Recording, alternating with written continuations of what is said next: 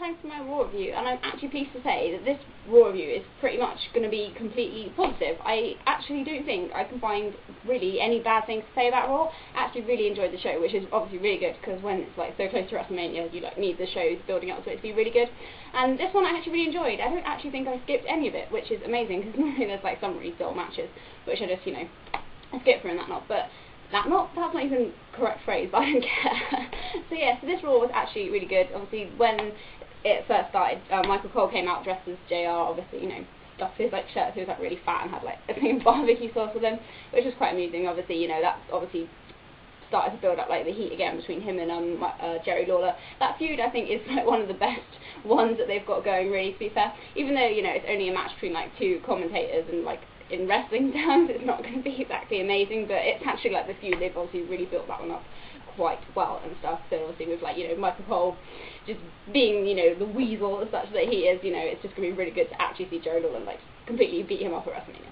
That's all good. So obviously Triple H came out and obviously was talking about WrestleMania again, and you know, talking about the streak and stuff. The only thing I have to say about that is, why are they saying that the streak has never been in so much jeopardy as it's going to be in at WrestleMania? I mean, surely like it was more like at stake when he fought like Shawn Michaels like last year and like the year before and stuff, because you know, like he's beaten Triple H before, so what's stopping him from doing it again? I don't know, but they're going on like it's, you know, amazing and stuff, and it's like, well, it's only really Triple H and Undertaker. They fought a lot of times before in the past. It's not like it's some new person who, you know, who like hasn't lost before or anything. But anyway, that doesn't really matter. That's just, you know, my opinion. And the fact that they just look at WrestleMania so many, like the sign so many times, it's just a bit like, for goodness sake, it's a sign. Stop pointing at it, looking at it all the time. But I know they're just trying to build it up. But it just gets annoying when they've looked at it like 50 times in the same segment. But whatever. So he, you know, says like WrestleMania, he's going to be at the top of his game. It's, you know, going to change like his and Undertaker's career. One of them, you know, is obviously going to lose, and neither of them will ever be the same again. So he like calls out, well, he doesn't call out Undertaker, he says next week he wants him to come out so he can tell him face to face that he's going to lose. So then Ted DiBiase comes out and says, you know, his career's kind of gone like downhill since like last year, and that he's gonna, you know, make himself noticed again by taking out Triple H like 2 weeks before WrestleMania, but he fails and pretty much gets beaten up and then pedigree through the table, which is really nice. But that was a good opener to Raw, I think. So yeah, so good obviously start. The first match of the night was Sheamus versus Evan Bourne, obviously, because a couple weeks ago when Sheamus got pedigreed through the table, Evan Bourne came out and like beat him like straight away. So, you know, he had like the rematch, but it's not a very long match, but you know, it was fine. He goes for the airball but misses, so then obviously Sheamus hits him with a kick for the win. Then Daniel Bryan comes out and, you know, says that he wants to revoke his rematch clause at WrestleMania, but Sheamus doesn't really respond and just boots him in the head. Good, so that's obviously going to be like another match, because I thought, you know, they're going to have to put them two in a WrestleMania match somewhere, because they're kind of, you know, not big contenders, but you know, they're like featured on Raw and like stuff like all the time. They're going to have a WrestleMania match somewhere, so that's fair enough. The Divas match was Maurice versus Eve. That one wasn't a very long one. Michael Cole again, like 2 weeks before, you know, just kind of got up and started saying, you know, could this be over already? I've got something to announce. So obviously Eve wins the match, and then quite funny goes over to Michael Cole and tries to, you know, slap him or whatever, but the security guards are stopping her, and she almost does hit him, which gets quite a nice reaction from the crowd. And obviously Michael Cole actually looks genuinely quite scared. So this whole like thing with his like little coal miner thing is quite amusing to be coal mine is what I meant. It's quite amusing, obviously, you know. It's just, yeah, building up, you know, for the thing for WrestleMania. I'm kind of talking a lot. Obviously, I really just watched this, so I actually remember everything that I'm talking about, which is good. So kind of just talking at you a lot. So I apologise. There was a tag team match between, I'm not sure if it was for the titles. I think it was. Maybe it wasn't, I don't know. There was a tag team match between Heath Slater and Justin Gabriel, and against Santino Marella and Vladimir Kozlov. So surprisingly, that match actually wasn't that bad. It was actually, you know, quite good. But then Justin Gabriel hits the 450 splash on Vladimir Kozlov for the win. You know, the rest of the Wade Barrett and Ezekiel Jackson come in and start taking them out. But then Big Show and Kane come in, so like really big reaction from the crowd, which is good.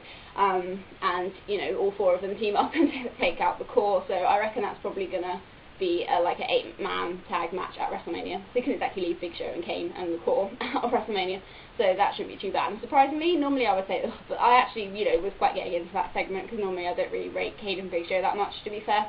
But yeah, no, that was a good segment, and obviously, you know, at least it kind of all ties in and is making like another match for Mania, so that's fair enough. Michael Cole and Jack Swagger get in the ring, and Swagger's like on the outside, just, you know, like standing guard in front of Lawler to make sure he doesn't attack Michael Cole or anything. And then Michael Cole starts talking about Jerry Lawler's family and showing photos from his photo album, you know, making nasty comments about his like about Jerry Lawler and like his dad and stuff. So then he, you know, calls like his whole family like losers and stuff. So then Jerry Lawler snaps and knocks Swagger out of the way and goes after Cole, but then Swagger stops him and, you know, locks him in the ankle lock, and then tells Michael Cole to come out of his little coal mine and do the ankle lock on him. So yeah, Michael Cole gets a lot of heat. He's probably like Vicky Guerrero, he's probably like one of like the biggest heels they've actually got, because, you know, everybody just hates him so much. But it works really well. He's like better than he just used to be, like an annoying commentator. At least now he's actually, you know, like a proper kind of heel. But yeah, Dolph Ziggler had a match then against John Morrison. The Lay Cool and Vicky Guerrero came out with Ziggler, and Trish Stratus came out with John Morrison. The match hadn't gone on very long when like Trish Stratus, like, you know, attacked like Lay Cool because they were trying to interfere. Then the anonymous Raw general manager said that he was turning it into a 4-on-2 handicap match, so like the women were going to be involved in the match as well. Before that, I wonder how long they're actually going to have this whole anonymous Raw general manager thing. I don't actually know how long it's been going on for. Obviously it's been way before like I started to get back into wrestling again, but I don't know if they're just going to keep it like that. Obviously someday they're going to have to say who it was, but I don't know. I just wondered if anyone kind of knew like how long they're actually planning to keep that for. But yeah, so I guess everyone kind of is just used to it now. It'd be actually weird to have like an actual physical general manager. But yeah, so that match actually was surprisingly good as well. It's so nice to have like Trish Stratus back, because she can actually wrestle. To have like a woman who, you know, in a match like who isn't like really awful. You know, she actually obviously didn't really like, I don't think she like botched like anything. Not like when she actually first came back and it was like, whoa, that was bad. But yeah, no, so that was like an enjoyable match, and obviously Dolph Ziggler hit the zigzag on John Morrison, but then he like tagged Vicky Guerrero and said that she could get the pin, and it was just like, oh no, not Vicky Guerrero. But you know, that was actually quite good. So obviously that's again building up to the 6-person tag team match at WrestleMania. And then they showed like a really good like Triple H and Undertaker video, and it had like the views of, like, of all the other WWE superstars, and they had Chris Jericho on it. I hope he comes back soon. Jericho was really awesome. But yeah, no, that was like a good one. Obviously, like showed like both sides of it and like their past matches, and had the wrestlers commenting on like who, well, not who they thought was going to win, but more like what their thoughts on the match are. So yeah, that was a good one. They had like they did like WrestleMania Rewind match, like they've been doing like for the last couple of years now, I think, where they do like matches that have happened before in past WrestleMania. So they had Randy Orton versus Rey Mysterio. There was, you know, they hadn't been fighting very long. It was like, you know, going, it was like, well, and like Orton like hit the DDT off the rope, so he was like going to go for like the RKO or whatever, but then CM Punk like appeared on the screen, and it's funny, he called him Randall, it's so funny. But you know, so he was like saying that yeah, he was like obviously backstage and was saying that he was going to go after Randy Orton's wife. So of course Randy Orton like left the ring, ran like up to the backstage, you know, but then obviously CM Punk kind of came out of hiding and like hit him with, I think it was like a pair of pliers or something, like on the, like in the leg, so that, you know, to kind of say that, you know, he wouldn't be able to do like the punt at WrestleMania. And then he like, you know, like kicked him in the face, like again, like, you know, because obviously Randy Orton punted all of Nexus, he like, you know, just like did a kick on the face and left him there. So like, I'm really looking forward to that match. That's probably one of the matches that I'm really most looking forward to out of all of the card, really. And then the final segment on Raw was good. It was or Alex Riley was in the ring, and he introduced the Miz, because it was like, you know, Miz said he was going to change Miztory, as he puts it. So, you know, he was saying about how, you know, he's the greatest champion ever, and, you know, he was leaving his mark on WWE. So he like revealed like a new championship belt.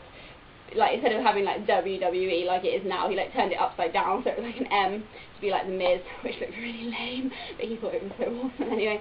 So of course then, like, after he'd like done that, like Cena appeared on screen, and he'd been like I forgot to mention that, yeah, he was shown like at the start, like, you know, at home, and said that he couldn't be there because he got obviously beat down by Miz last week. So of course, like, Cena, yeah, was saying how, you know, very clever, you know, turning it upside down so that there matches your name. And then he was saying, you know, the last thing you want to do is make me really angry. And then it showed like all these crew members just pulling all like the backdrop away, so he was actually in the arena. I thought that was quite clever. I thought that was actually quite good, and I was actually like, oh, that's awesome, because normally if anything that we've seen, I'm just a bit like, meh. But I thought that was quite good. So obviously, you know, he came running out and, you know, attacked like Miz and Riley, but obviously Miz ran away, like, you know, like ran to the back, but then obviously Riley was still in the ring, so Cena locked him on the STF, and like Miz like came out, but obviously every time like Cena like released Riley from the STF, like Miz would back off. So obviously, yeah, that's just how it finished. Obviously Miz was like, no, I'm not having any of this, just ran away and left like Cena STFing Riley. So yeah, no, that was good. So at least, yeah, Cena's finally like kind of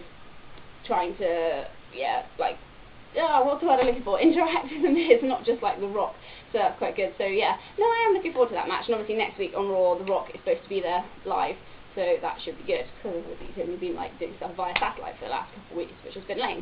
But no, overall that was like a positive Raw. I thought it was like really good. And there was no Brodus Clay. Yes, sorry, I can't stand that guy. They showed him like on like a recap from last week, and I was like, oh no, I don't want to see this guy. Don't ruin Raw by like actually showing him on there.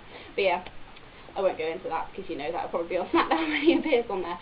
But no, overall it was like a really good show, and I'm like really looking forward to Wrestlemania. Less than 2 weeks, and I've definitely changed my shift at work so that I can change it. Like, you know, so that I can stay up and watch it, so that's good.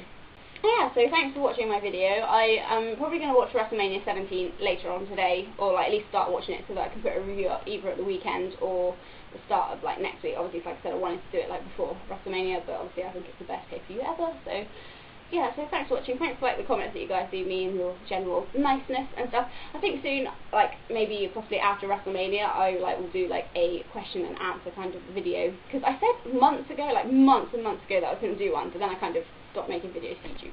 So if there is anything that you want to say, like I said before, it can be about wrestling, it cannot be about wrestling, just nothing stupid. Not that any of you guys would ask me anything stupid anyway, but if you do, just, you know, you have to do it now, because like I said, the video's not going to be until like after WrestleMania. But if you do think of anything, just like send me like a private message, because obviously don't want like all the questions coming up on like the comment thing, unless you know you really want to put it there. But obviously, you know, I'll make a note of them. But just send me questions and then I'll answer them after WrestleMania.